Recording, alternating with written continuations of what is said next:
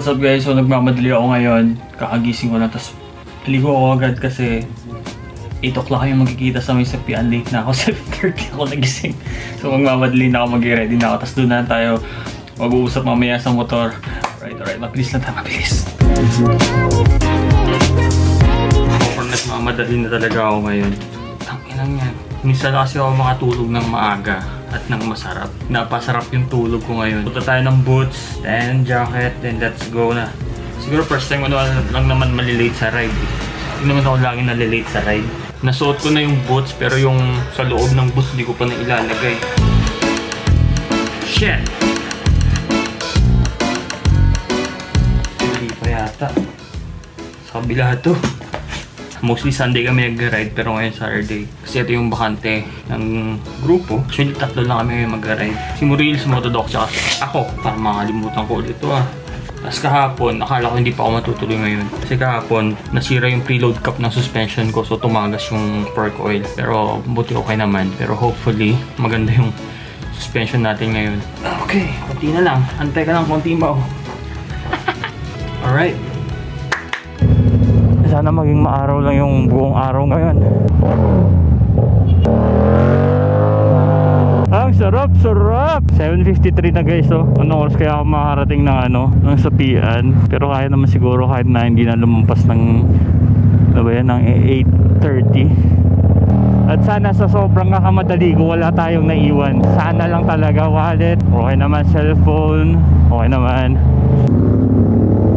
500.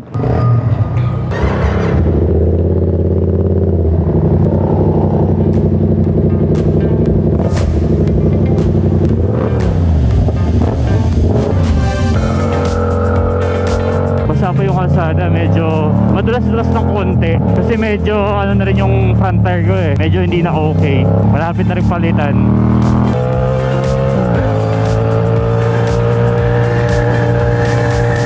Sapian na tayo guys, mga 6 minutes na takbuhan.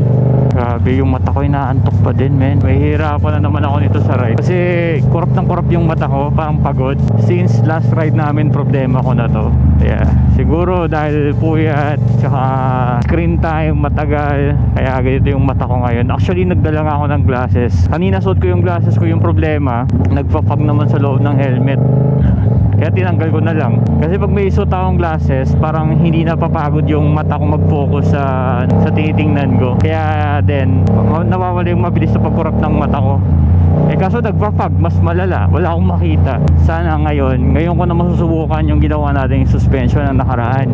Ayun na nga, kaso nasira yung preload cap ko. Siguro dahil sa ilang beses na nakakabukas. Ayun, tumagas. So binali ko lang muna yung stock na suspension na cap. Kaya walang preload, medyo malambot. Pero malalaman ko yan mamaya pag sa ride na talaga. May nararamdaman akong likod pero kaya naman i-manage. Malamang andito na si Muril. Kasi pag gising ko kanina, nasa Pototan na siya Wet ride kami nito, wet ride.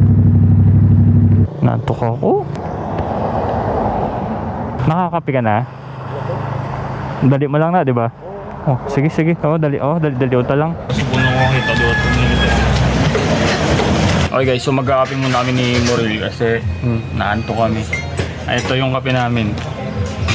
Kopi ko. Black 3-in-1. Vlogger mode.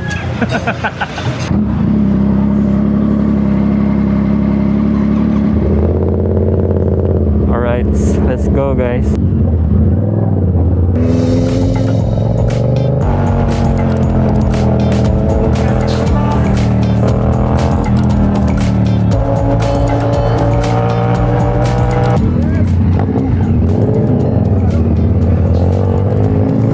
Mag-rev. So medyo traffic kasi hati-hatihan. Pero hindi dito Ano pala to? Altabas. Doon pa yung sa Kalibo. Actually papunta naman tayo doon. Pero hindi tayo papasok doon kasi mag-ride tayo. Hindi tayo mag-hati-hatihan.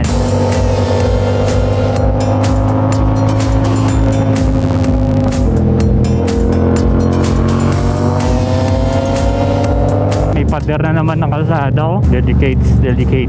Putang dulas. Alright, tigayan na tayo guys. I think andito na si Motodoc, parang kanina pa nag-aantay sa amin. 9:28, sakto. 9:30. Asan na ba siya? Grabe guys Tapos dito sobrang araw. Tapos yung dinaanan namin tae. putik. Tapos ang dulas pa ng daan. Dumudulas talaga yung mga daan dun. Parang pader eh. Hindi yung ganito. Pino talaga, parang pader talaga yung finish ng kalsada. Kahit gaano pa kamahal yung gulong mo dun, kung magudulas talaga yung kalsada, madulas talaga yan. Yung technique lang dyan is ano, pray. Laksa mo yung prayers mo.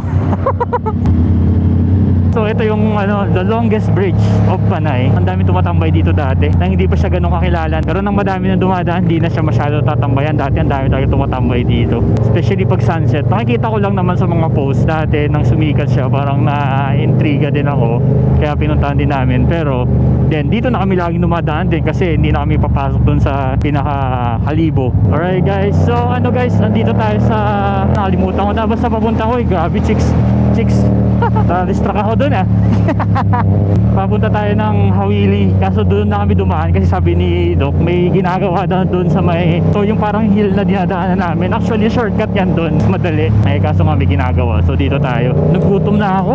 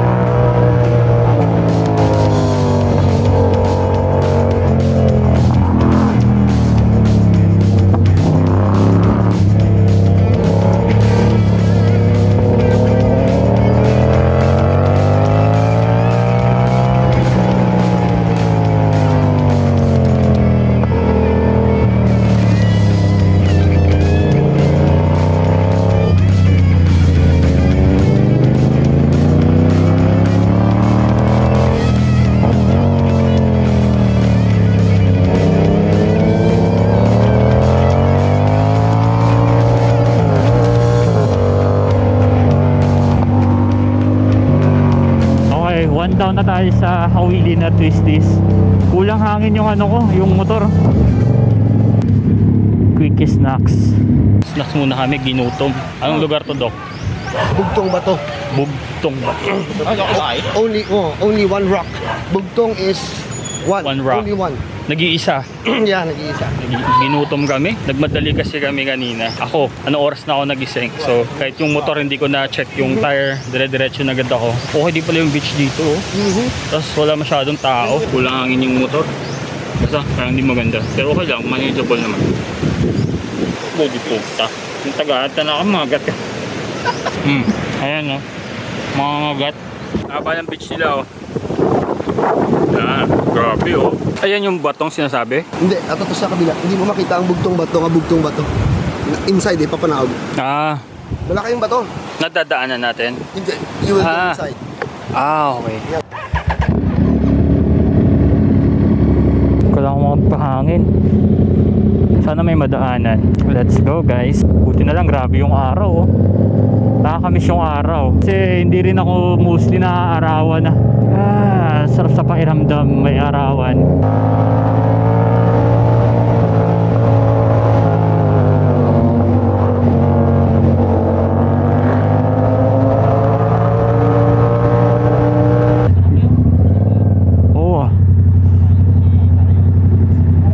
Gas muna tayo guys para at least sigurado na tayo. 300 lang.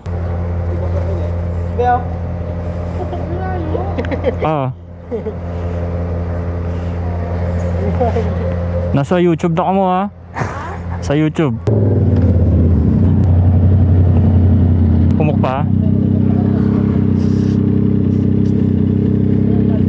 So dito pala kami ngayon sa Navas guys.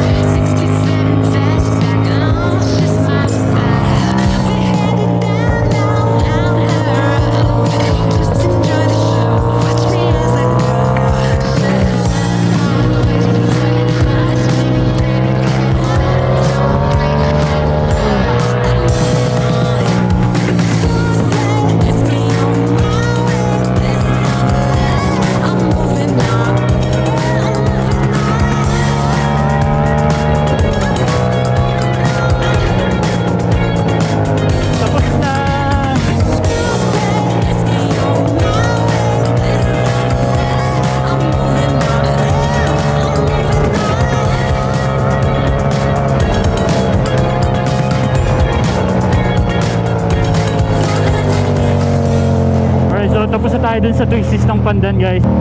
Sarap, sarap nun. Nakakamiss mag-ride. Sana magtuloy-tuloy lang na ganito kaganda yung panahon.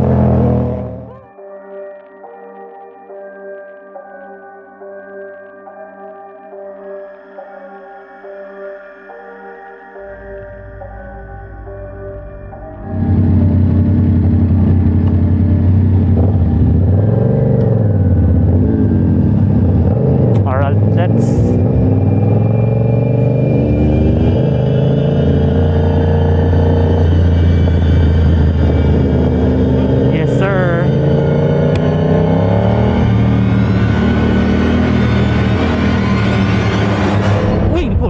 tatugid. Muntik na ako. Nag-slide ako in front. Oo. Oo, puta. Ay, bugtaw man. Underneath my clothes, I'm always naked, like a street cat.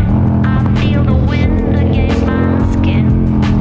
I wanna love you, I'd love to love you.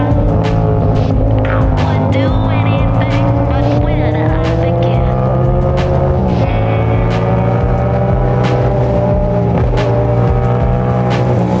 Inside my mind, I'm always lonely,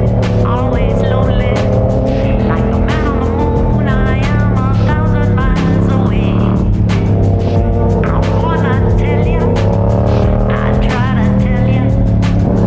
Don't ever want to ask you, but I want you to stay. You're out of reach, honey, I know. You're out of my reach.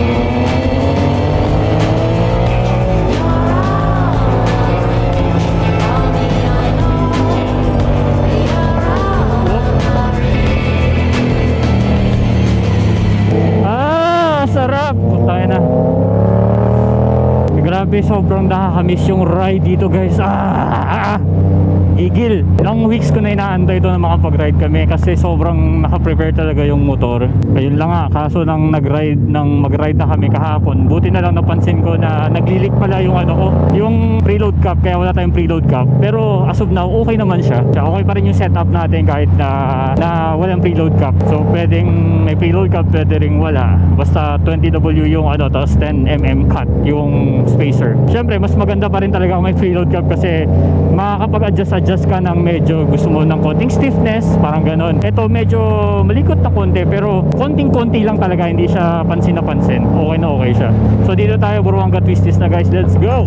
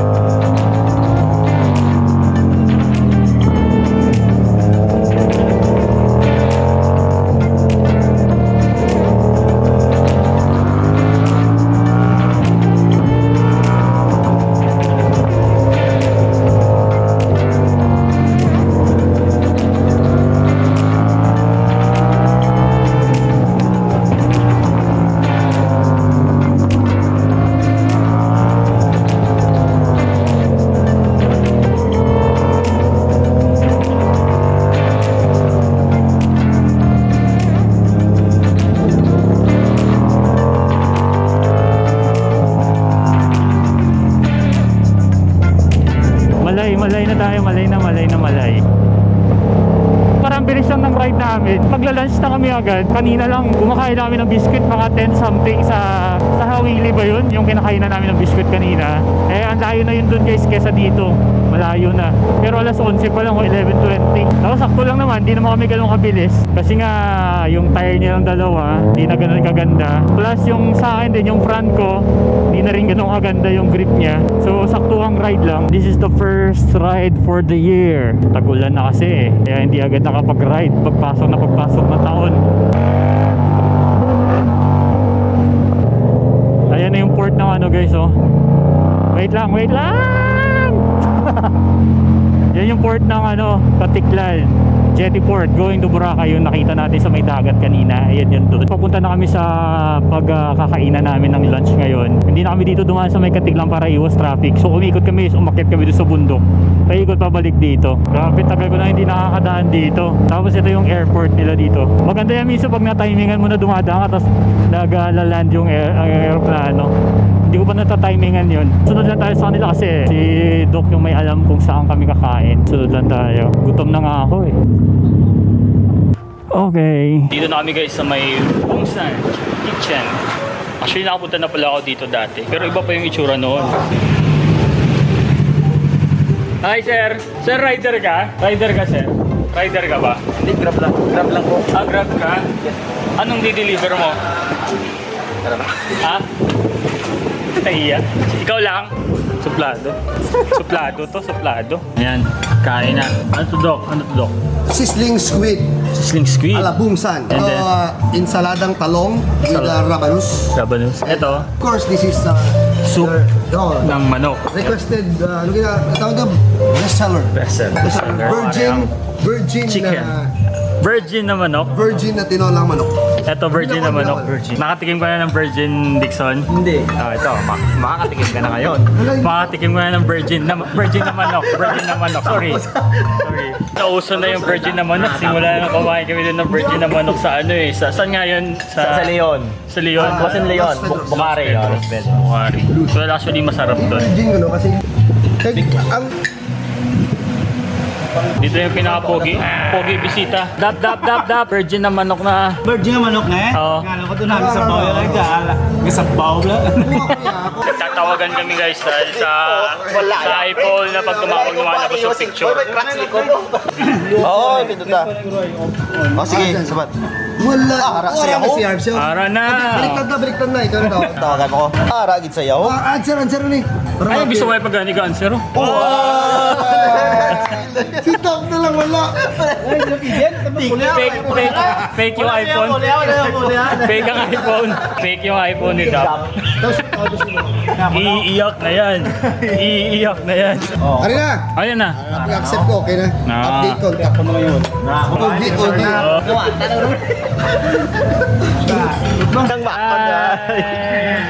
Dito lang pala. Mga manul sa iPhone. Problema nila, ang laki oh. Pag hindi lang lumabas yung picture sa iPhone pag tumatawa, ang laking problema oh. Kasi iPhone yung itsura, tapos Android yung laman. I-update mo na. Pro update. Tapos tawagan nga naman Dap. Bug raid. What's in my bag? What's in your bag? Whenever I ride, meron po tayong shoulder split. Sakaling yung mga clavicular fracture, makaka-ride pa rin pa uwi yung rider sakali. Kasi nung ako na clavicular fracture, after na ako nalagyan ng clavicular split, miraculously, function and mobility is returned talaga. Not only that, meron po tayong first aid kit, meron po tayong suturing materials dyan. Syringe, anesthesia, scissors, sakit, paracetamol, tsaka pangtahi. Sakali kailangan tahiin. May mga plasters din yan, tsaka bandages. Meron po tayong basic tools. Ay, pero may tire inflator ka. Yan, kung kasama mo si Dixon, yan, tire inflator yan. Yan. May dala ka, Dix? Pasak, tire Wala ngayon eh.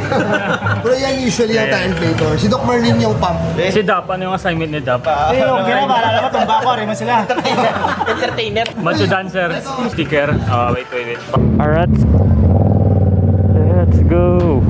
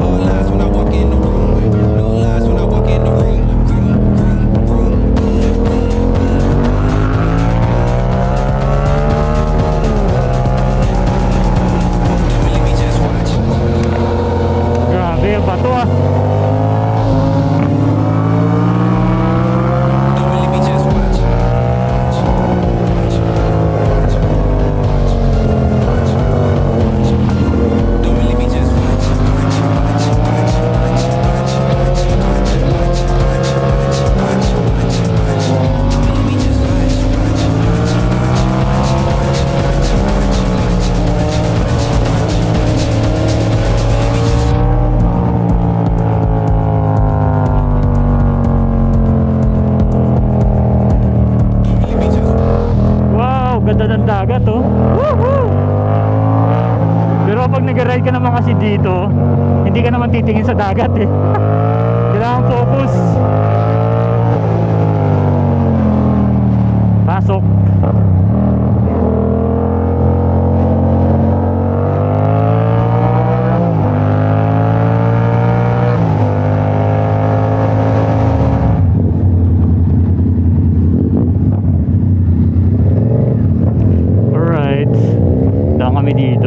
sarado yung Kape Men mostly sa tinitigilan namin. So dito tayo.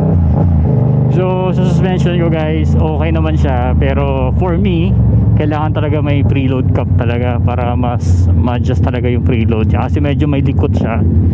So kung medyo may konting push sa spring ng konti, mas magiging stable siya. Yun, sayang lang nasira yung preload cap natin. Pero buti din yun kasi nakita ko kaagad. Super okay siya. Kaso yun na nga, hindi ko pwedeng magbira ng bira agad lagi sa throttle. I mean preno. Hindi ko magpreno-preno ng aggressively. Kaya kasi parang nasa-shock yung yung spring sa loob. Kaya siya lumilikot. Hindi ko alam kung saan kami pupunta. Pero as always, lagi lang naman ako sumusunod-sunod sa ride Kalat ka rin. Okay lang sa magpakaladkad, depende sa mga taong kasama ko din. Dami pa lang mga resort dito sa loob. Hindi ko alam yan dito First time ko nakapasok dito. Sa tagal na naming nadadaan doon sa may Hawili. Ngayon lang ako nakapasok dito. My hams. Check it out. Nantok na ulit ako. For sure sa kabila nito dagat. Oo nga, dagat nga. Kasi ang dami mga resort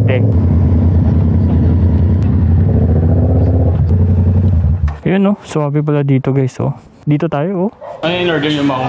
Ano meron? Sige, caramel macchiato na ice. And dun tayo. May bunga, ilang mulberry. Patingin Mau? This is mulberry. Kuya Mau, trivia. Ito, mulberry, di ba? Mulberry has a lot of uses. Well, generally, ginagawang mga, di ba, mga pastry. But, if you engage in livestock, very rich in iron. Pwedeng pakain sa kambing o manok. Supplement sa iron. Ito, mulberry. Thank you Kuya Mau. Yan ang dapat alam mo.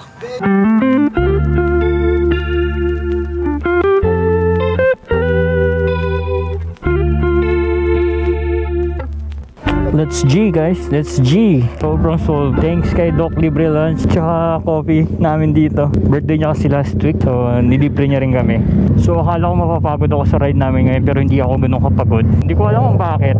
Excited ako makauwi dahil nag-text sa akin yung LBC na pwede ko na ma-pick up yung camera kong bago. Yes, kasi itong camera ko talaga pang retire na talaga to. Pagod na.